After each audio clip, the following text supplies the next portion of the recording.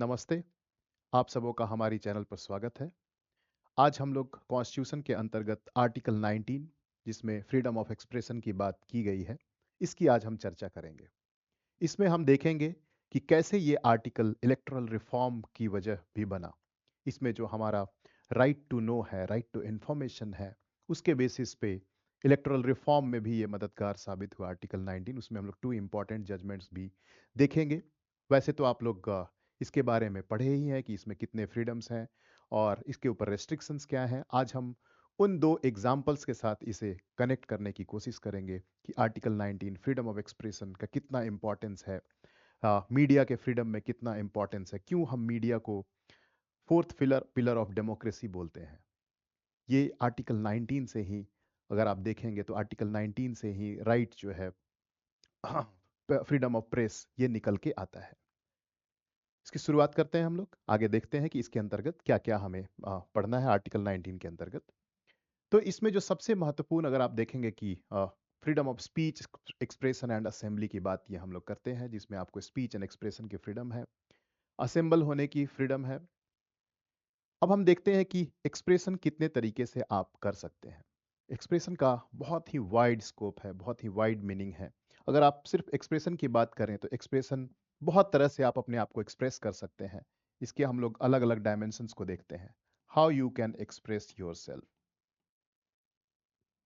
सारे राइट्स जो देखेंगे आप, जिस तरह से आप एक्सप्रेस कर सकते हो, सारे राइट्स यहाँ पे आपको देखने मिलेंगे। By speaking,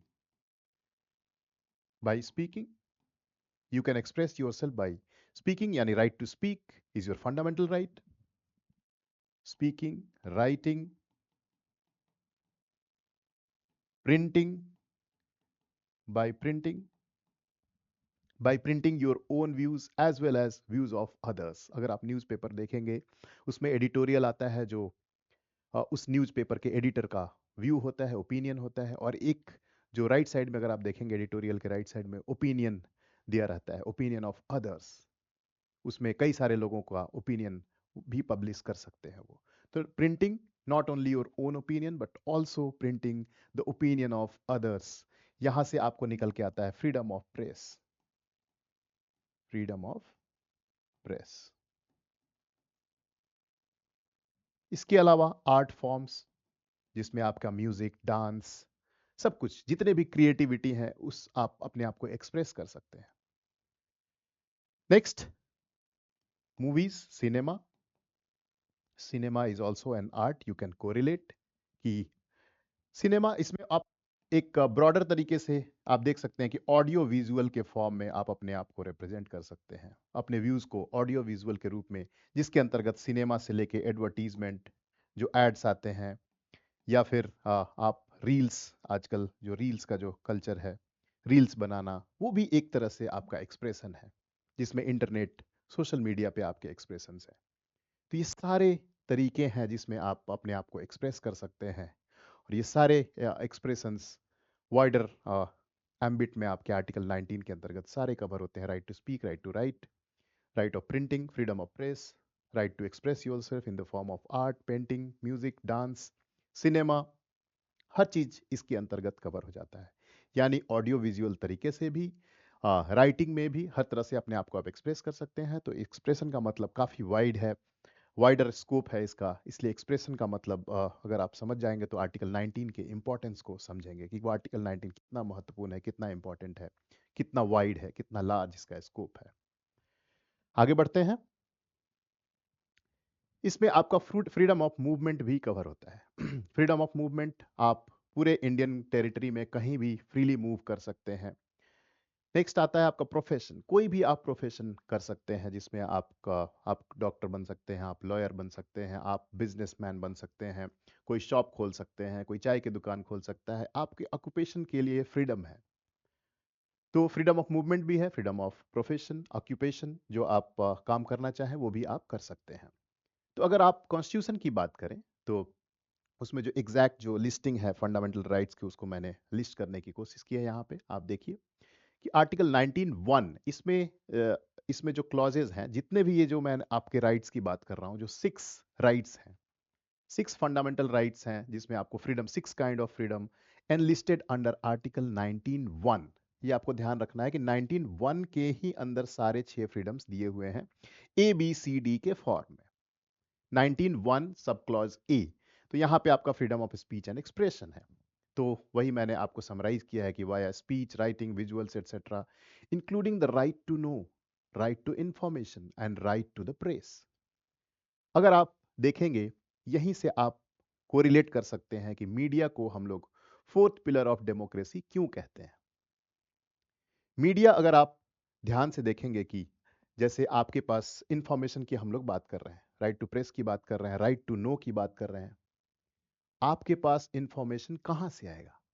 in a democracy we elect government, और उस गवर्नमेंट को जनता के साथ कनेक्ट करने का जो मीडियम है दैट इज मीडिया। या तो गवर्नमेंट की स्कीम्स हैं, ये गवर्नमेंट के पॉलिसीज हैं, गवर्नमेंट कुछ नया पॉलिसी लेके आना चाहती है, इन सारे चीजों को कनेक्ट कर सकती है मीडिया लोगों से। लोग कैसे जानेंगे कि हमारे वेलफेयर के लिए क्या स्कीम्स हैं, क्या पॉलिसीज हैं? तो मीडिया कनेक्ट करता है गवर्नमेंट और लोगों को by sharing information. Not only sharing information but also debates and discussion के थ्रू। कोई भी नई पॉलिसी आनी है, सरकार की कोई विदेश नीति है, फॉरेन पॉलिसी है, या फिर नई कोई योजना आने वाली है, उसके ऊपर डिबेट्स एंड डिस्कशन होते हैं। इंपॉर्टेंट इश्यूज के ऊपर डिबेट्स एंड डिस्कशंस होते हैं मीडिया पे। तो ये shapes opinion, media shapes opinion of the people.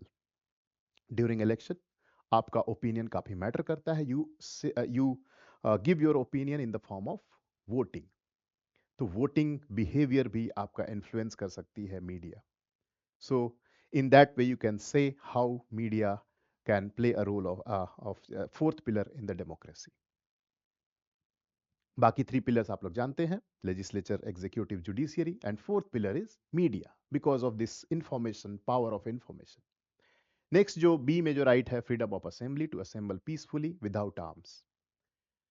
Third right है freedom of association to form association, unions और कोऑपरेटिव सोसाइटीज। कोऑपरेटिव सोसाइटीज को मैंने बोल्ड में लिखा है क्योंकि ये कॉन्स्टिट्यूशनल अमेंडमेंट के द्वारा ऐड किया गया, that is 97th constitutional amendment 2011। इसके द्वारा कोऑपरेटिव सोसाइटीज फंडामेंटल राइट में जोड़ा गया, not only in fundamental right but also in DPSP also और new chapter of cooperative societies, अलग से एक पार्ट जोड़ा गया 97th अमेंडमेंट के द्वारा। नेक्स्ट है freedom of movement to move freely throughout the territory of India. पूरे कंट्री में आप कहीं भी फ्रीली मूव कर सकते हैं।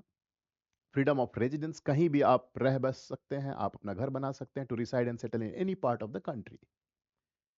19F it was related to property rights to buy and sell your property. ये भी एक फंडामेंटल राइट था which was deleted by 44th constitutional amendment 1978। इससे हमारा 19F के साथ साथ आर्टिकल 31 था जो राइट टू प्रॉपर्टी था, उसे भी डिलीट किया गया। यानी right to fundamental right is no more a fundamental right in our constitution, it's a legal right. तो यहाँ 19F it was related to right to property, इसको डिलीट कर दिया गया 44th अमेंडमेंट 1978 के द्वारा। Freedom of profession to practise any profession, trade और business of your choice. तो ये 6 सेट ऑफ फ्रीडम्स हैं जो आपको कॉन्स्टिट्यूशन में दिए गए हैं। अब आप देखिए कि इस 19 का एक्सपेंशन हुआ है with liberal interpretation by the judiciary. इसमें आप देखेंगे कि फ्रीडम ऑफ प्रेस भी शामिल है, freedom to right to hoist national flag, right to information, right to remain silent, right not to speak, right to remain silent, that is also part of right to speak, that is also part of fundamental right, and right to remain silent, that is also part of fundamental right. Right to internet access, ये Anuradha Bassein case आया था 2019 में, जब Jammu and Kashmir में long term के लिए internet के access को बंद कर दिया गया था। तो उस टाइम पे सुप्रीम कोर्ट ने कहा था कि इंटरनेट आज के डेट में आपके पेशा का जरिया है। आप देखिए कि इंटरनेट के माध्यम से लोग एम्प्लॉयमेंट जनरेट करते हैं, वहाँ पे लोग काम करते हैं, उससे लाइवलीहुड का सोर्स है, उससे इनकम का जरिया है। लोग रील्स बनाते हैं, उस पर वीडियोज अपलोड करते हैं, उस पर अपना मार्केटिंग करते हैं, प्रोडक्ट सेल करते हैं। तो internet has become a medium of your profession, your livelihood. That's the reason right to have internet access is part of article 19. तो ये एक्सपेंशन हुआ आर्टिकल 19 का। अब आगे देखिए कि कोई भी fundamental right can not be absolute. अगर आप एब्सोल्यूट राइट देंगे तो उससे क्या होगा? लॉलेसनेस होगा। लॉलेसनेस होगा, जंगल राज होगा, माइट इज राइट होगा। अगर गवर्नमेंट कोई इंटरफेयर नहीं करे, कोई पुलिस प्रशासन आपके राइट्स में, इन फ्रीडम में इंटरफेयर नहीं करे, आपके पास पूरी तरह से स्वतंत्रता है, तो क्या होगा? लॉलेसनेस होगा, लॉ एंड ऑर्डर के प्रॉब्लम हो जाएंगे। माइट इज राइट, जिसके पास पावर है वही रूल करेगा। और अगर दूसरी तरफ, अगर दूसरे एक्सट्रीम में अगर आप देखें कि government has absolute power to regulate your fundamental right, तो फिर हम गवर्नमेंट के मर्जी पे छोड़ देते हैं कि हमारे फंडामेंटल राइट को कितना रेगुलेट किया जाएगा, कितना कर्टेल किया जाएगा। तो it depends upon the ruler, कि जैसा रूलर होगा फिर उस हिसाब से आपके रेगुलेशंस होंगे। तो अगर मान लीजिए कोई ऐसा रूलर आपके पास रूलर आता है जो हिटलर की तरह तानाशाह हो, अथॉरिटेरियन हो, तो फिर आपके पास कोई फंडामेंटल राइट नहीं रह जाएंगे। जो भी सरकार कहेगी वही करेंगे, करना पड़ेगा आपको। तो इस दोनों के बीच में बैलेंस करने के लिए कि there cannot be absolute fundamental right of freedom, simultaneously government cannot have absolute power to regulate, इसके बीच का बैलेंस करने के लिए हम बात करते हैं रेस्ट्रिक्शंस की, कि फंडामेंटल राइट पे को रेगुलेट किया जा सकता है, फंडामेंटल राइट्स को रेस्ट्रिक्ट किया जा सकता है, लेकिन वो रेगुलेशन क्या होने चाहिए, वो रिस्ट्रिक्शंस क्या होने चाहिए? रीजनेबल होने चाहिए, तर्क संगत होने चाहिए, लॉजिकल होने चाहिए। और टेस्ट ऑफ रीजनेबलनेस कैसे होगा? कि मान लिए कि वो रीजनेबल है या नहीं, इसके लिए क्या किया जाए? तो रीजनेबल जो रेस्ट्रिक्शंस हैं वो ऑलरेडी आपके कॉन्स्टिट्यूशन में लिस्ट कर दिए गए हैं। अरे हर एक फंडामेंटल राइट जो दिए गए हैं, 6 फंडामेंटल राइट, उसके करस्पॉन्डिंग रेस्ट्रिक्शंस की भी बात की गई है। तो लिस्ट कर दिया गया है कि रीजनेबल रेस्ट्रिक्शन का मतलब ये होगा, यानी government can regulate on so and so grounds only, then only it will be considered constitutional. लेकिन अगर कहीं पे सवाल उठता है कि इन फंडामेंटल राइट्स के ऊपर जो रेस्ट्रिक्शंस लगाए गए हैं वो रीजनेबल नहीं है, then definitely judiciary can intervene, उसमें इंटरफेयर कर सकती है और इंटरप्रेट करेगी कि रीजनेबलनेस है या नहीं, whether the restriction is reasonable और नॉट। तो आप समझ गए होंगे क्यों जरूरत है रीजनेबल रेस्ट्रिक्शंस की, टू एंश्योर इंडिविजुअल फ्रीडम और सोसाइटी के बीच में बैलेंस एंश्योर करने के लिए। इंडिविजुअल के फ्रीडम के साथ साथ नेशनल सिक्योरिटी, नेशनल प्रोटेक्शन, इसको इसके बीच में बैलेंस बना रहे, उतना ही हम फ्रीडम कर्टेल करेंगे, लेकिन कर्टेल आप कम से कम करेंगे, कम से कम इंटरफेयर करेंगे। सेकंड, जो मोस्ट इंपॉर्टेंट जो 19 के बारे में जो आप जानते हैं कि ये this is available only to citizens, not for all. सभी लोग जो भारत में रह रहे हैं उनके लिए नहीं है, only for citizens. There are rights which are available only to citizens. They are Article 15, 16, 19, 29, and 30. These rights are available only to citizens. Other rights are available to everyone residing within your territory of the country. तो ये मैंने pictorial form में आपको दिखाया है कि freedom of speech and expression का मतलब ये नहीं है कि आप हेट स्पीच देंगे, लोगों के बीच में भड़काऊ भाषण देंगे, लोगों के बीच में तनाव क्रिएट करेंगे, हिंसा के लिए भड़काएंगे।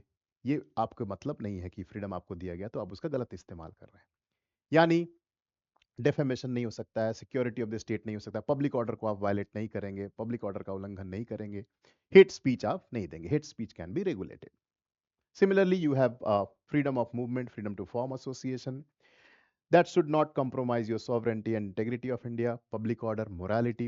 आपका freedom of expression है, इसका मतलब ये नहीं कि आप कोई भी फिल्म बना देंगे जो किसी के भावना को हर्ट करता है, किसी के सेंटिमेंट्स को अफेक्ट करता है, या फिर चाइल्ड पोर्नोग्राफी के लिए आपको राइट नहीं दिया जाता है, उसको रेगुलेट किया जा सकता है। फिल्म सर्टिफिकेशन बोर्ड उसको कैटेगराइज कर सकती है कि ये एडल्ट श्रेणी का है, यूनिवर्सल श्रेणी का है, तो that's kind of regulation movies also have. Your freedom of expression can be regulated, ensuring that morality जो है सोसाइटी का वो अपहेल्ड हो, उसके अगेंस्ट नहीं हो, उसके खिलाफ कोई बात नहीं हो। फ्रीडम ऑफ मूवमेंट को रेगुलेट किया जा सकता है, जैसे ट्राइबल एरियाज में आपके मूवमेंट को रेस्ट्रिक्ट किया जा सकता है। इनर लाइन परमिट वाले एरियाज हैं जैसे अरुणाचल प्रदेश, मणिपुर, ये सब कुछ 4 स्टेट हैं जहाँ पे आपको एक पास लेना पड़ता है, आपको परमिट लेना पड़ता है उस एरिया में घूमने के लिए। तो कुछ जनजातीय क्षेत्र हैं, ट्राइबल एरियाज हैं, शेड्यूल्ड एरियाज हैं, उस एरिया में आपके इस मूवमेंट को रेस्ट्रिक्ट किया जा सकता है, keeping in mind the interest of scheduled tribes. जो 5th एंड 6th शेड्यूल में जो ट्राइबल पॉपुलेशन है, ट्राइबल एरियाज हैं, उस एरियाज की बात कर रहे हैं हम लोग। प्रोफेशन ऑक्यूपेशन का आपका फ्रीडम है, freedom to reside and settle in any part of the country है, वहाँ भी same interest of scheduled tribes and general जो पब्लिक ऑर्डर है उसको ध्यान में रखते हुए आपको रेगुलेट किया जा सकता है। फॉर इंस्टेंस कोविड 19 के टाइम पे आपका ये फ्रीडम ऑफ मूवमेंट को रिस्ट्रिक्ट किया गया था on the larger ground that कि सोसाइटी में हेल्थ इश्यूज हो सकते हैं, लार्जर लोगों को इन्फेक्ट कर सकता है ये वायरस, तो आपके मूवमेंट को हम लोग कर्टेल कर सकते हैं। फ्रीडम ऑफ प्रोफेशन ऑक्यूपेशन, तो इसमें आपके पास टेक्निकल क्वालिफिकेशन का आधार होना चाहिए। रेस्ट्रिक्शंस का मतलब कि आप एमबीबीएस हैं तभी आप डॉक्टर का प्रैक्टिस कर सकते हैं, आपके पास लॉ डिग्री है तभी आप लॉयर बन सकते हैं, आपके पास सीए डिग्री है तभी आप चार्टर्ड अकाउंटेंट बन सकते हैं। ऐसे ही कोई भी व्यक्ति कोई प्रोफेशन नहीं कर सकता है। Similarly unethical illegal trade allow नहीं किया जा सके, जिसमें आप human trafficking, selling of organs, body organs, इस ट्रेड को आपको अलाउ नहीं किया जा सकता है। ड्रग्स ट्रैफिकिंग, ये सब आपको अलाउ नहीं किया जा सकता है in the name of freedom of profession और ऑक्यूपेशन। तो ये सब कुछ रेस्ट्रिक्शंस हैं जिसको मैंने आपको लिस्ट किया है कि आर्टिकल 19(1) में आपके सारे फंडामेंटल राइट दिए गए हैं 6, और आर्टिकल 19(2) to 6, अगर ये आप देखेंगे 2 to 6 तो ये 5 ही आते हैं, क्योंकि एक ही रेस्ट्रिक्शन दो फंडामेंटल राइट में दिए गए हैं। एक ही सेम रेस्ट्रिक्शन जो शेड्यूल्ड ट्राइब वाला जो एरिया है कि right of freedom of movement और right to reside and settle in any part of the country, इस दोनों में एक ही रेस्ट्रिक्शन दिया हुआ है, इसलिए ये 5 है। अदरवाइज सारे 6 फंडामेंटल राइट्स के लिए 6 करस्पॉन्डिंग रेस्ट्रिक्शंस आपको दिए गए हैं। तो ये जो रेस्ट्रिक्शंस हैं वो मैंने आपको एनलिस्ट किया है कि sovereignty and integrity of India which was added by 16th constitutional amendment 1963, security of the state, friendly relation with foreign states, public order, decency, morality, contempt of court, defamation, incitement to an offense, protection of interest of scheduled tribes, ये सारे कुछ ground है reasonable restrictions के जो कहाँ list किए गए हैं 19(2) से 19(6) तक। ये मैंने एक टेबल बनाया है कि 19A के लिए करस्पॉन्डिंग जो रेस्ट्रिक्शन है 19(2) में है, 19B का 19(3) में, 19C का 19(4) में, 19D एंड 19E का 19(5) में एक ही जगह आपको दिया है, जो शेड्यूल्ड एरियाज में जो ट्राइबल पॉपुलेशन है या जनरल पब्लिक ऑर्डर के लिए उसको आपको रेस्ट्रिक्ट किया जा सकता है, आपके फ्रीडम ऑफ मूवमेंट को and right to reside and settle in any part of the country. आप किसी ट्राइबल एरिया में जाके ज़मीन खरीद के घर नहीं बना सकते हैं, वहाँ पे ज़मीन खरीद बिक्री अलाउड नहीं है, तो ये रेस्ट्रिक्ट आपका किया जा सकता है। बाकी आप पूरी तरह से फ्री हैं, कहीं भी जाके रह बस सकते हैं। 19G के लिए 19(6) है। अब हम लोग देखते हैं जो जिसकी बात मैं आपको शुरुआत में किया था कि राइट टू नो, आपको जानने का अधिकार है। You have the right to know which is very crucial for democracy, not only for democracy but ensuring transparency, accountability in government decision making and society at large. उसमें transparency लाने के लिए, transparency and accountability and governance, if you have the right to ask your government some questions like RTI Act, through which you can ask questions, you can get the answers, you can get the data about your uh, some files, some which you have applied, some form that you have applied, ये सब जो भी आपका सरकार में कुछ pending चीजें हैं उसके बारे में आपको जानने का अधिकार है, और सरकार को कानून के तहत आपको इंफॉर्मेशन देने का पावर है। और इससे क्या होगा कि ट्रांसपेरेंसी एंड अकाउंटेबिलिटी होगी, ट्रांसपेरेंसी होगी, पारदर्शिता आएगी। अकाउंटेबिलिटी इन गवर्नेंस यानी कौन व्यक्ति, अगर आपके पास आपका काम नहीं हुआ है, आपका काम 15 दिन में जो हो जाना चाहिए था महीनों से पेंडिंग है, तो उसके लिए कौन रिस्पॉन्सिबल है, किसकी अकाउंटेबिलिटी फिक्स की जाए, किसको जवाबदेह माना जाए, ये आरटीआई एक्ट इंफॉर्मेशन के थ्रू, राइट टू नो जो पावर है उसके थ्रू आप अकाउंटेबिलिटी फिक्स कर सकते हैं गवर्नमेंट ऑफिशियल्स की। अब हम आते हैं वोटर्स राइट टू इंफॉर्मेशन। एक बहुत ही इंपॉर्टेंट जजमेंट है 2002 का, the case of union of India versus association of democratic reforms, ADR. इसमें क्या हुआ था कि पॉलिटिकल जो लीडर्स हैं जो कंटेस्ट करते हैं चुनाव में, इलेक्शंस, उनके बैकग्राउंड को जानने का अधिकार वोटर को है।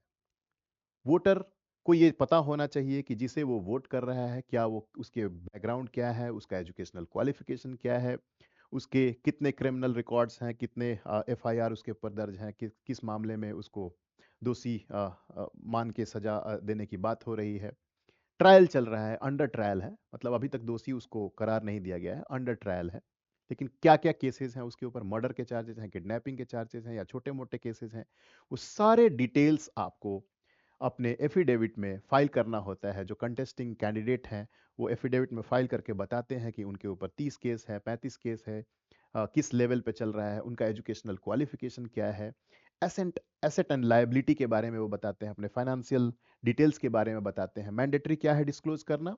तो details of any pending criminal cases और convictions, financial details, information regarding their assets and liabilities, educational qualification, ये उनको इंफॉर्मेशन देना पड़ता है। और आप देखेंगे जिस दिन वो लोग अपना कैंडिडेचर नामांकन पत्र भरते हैं, उसके अगले दिन अखबार में आ जाता है कि किस व्यक्ति के ऊपर कितने केसेस हैं, किसके पास कितनी संपत्ति है, शिक्षा का उनका पास क्या लेवल है, ये सारी चीज़ें इंफॉर्मेशन हमको मिल जाता है मीडिया के द्वारा। तभी हम कहते हैं कि मीडिया जो है कनेक्ट करता है लोगों को इंफॉर्मेशन से। तो ये सुप्रीम कोर्ट की जो रूलिंग थी, जो इलेक्टोरल रिफॉर्म में बहुत ही हेल्पफुल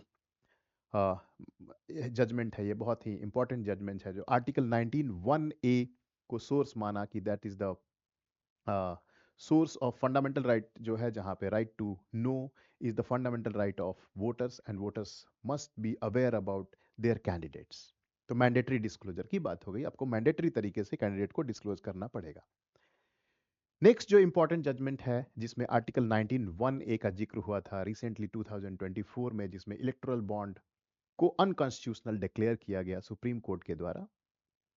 इसमें भी वो बात कही गई कि अगर आप फंडिंग के सोर्सेज को नहीं बताते हो, किस पार्टी को कहां से सोर्स फंड मिल रहा है, इसको आप प्राइवेसी के नाम पे अगर शेयर नहीं करते हो, तो लार्जर जो मास हैं उनके राइट टू, जो वोटर के जो राइट है, right to know, right to information, इससे आप उनको डिनाई करते हो। और ये अगर पब्लिक डोमेन में डेटा आएगा कि किस कंपनी ने, किस प्राइवेट एंटिटी ने किस पार्टी को डोनेशन किया है, कितना किया है, फिर लेट द वोटर्स डिसाइड कि आप उनको वोट करोगे या नहीं करोगे, but this information must be there with the voters.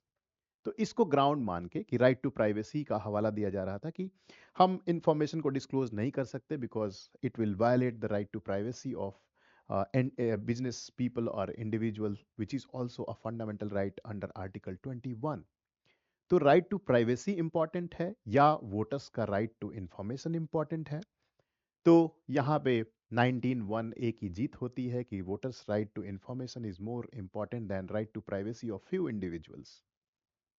और फिर से 19(1)(a) के तहत उसको अनकॉन्स्टिट्यूशनल माना गया, इलेक्टोरल बॉन्ड को अनकॉन्स्टिट्यूशनल डिक्लेयर किया गया, और उसमें जो रेस्ट्रिक्शंस लगाए गए थे उसको अनरीजनेबल माना सुप्रीम कोर्ट ने, और इलेक्टोरल बॉन्ड को अनकॉन्स्टिट्यूशनल डिक्लेयर कर दिया।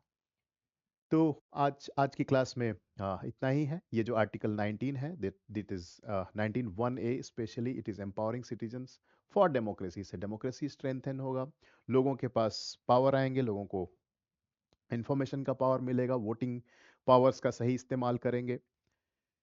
तो आर्टिकल 19 आपके लिए, एग्जाम के लिए, वैसे भी अवेयरनेस के लिए बहुत ही इंपॉर्टेंट है, बिकॉज यहाँ से कई सारे राइट्स निकल के आते हैं। 6 राइट्स हैं, रेस्ट्रिक्शंस की भी बात यहाँ की गई है, एक्सक्लूसिवली लिखा हुआ है, यही एक फंडामेंटल राइट है जिसमें एक्सक्लूसिवली रेस्ट्रिक्शंस की बात की गई है, बिकॉज ये बहुत ही वाइड इसका मीनिंग है, काफ़ी इसके रिपरकशंस हैं।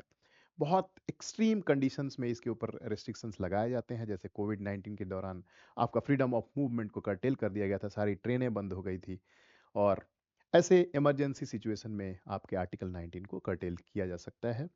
वैसी परिस्थिति हो, नेशनल सिक्योरिटी हो, वैसे केस में आपका फंडामेंटल राइट को रिस्ट्रिक्ट भी किया जा सकता है।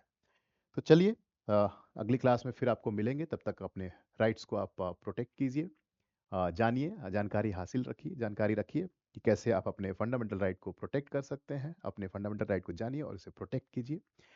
पुनः आपसे मुलाकात होगी अगली वीडियो के लिए, तब तक के लिए आप सबों का बहुत बहुत धन्यवाद। हमारी चैनल को लाइक कीजिए, शेयर कीजिए और सब्सक्राइब कीजिए। आप सबों का बहुत बहुत धन्यवाद। Thank you. Good night.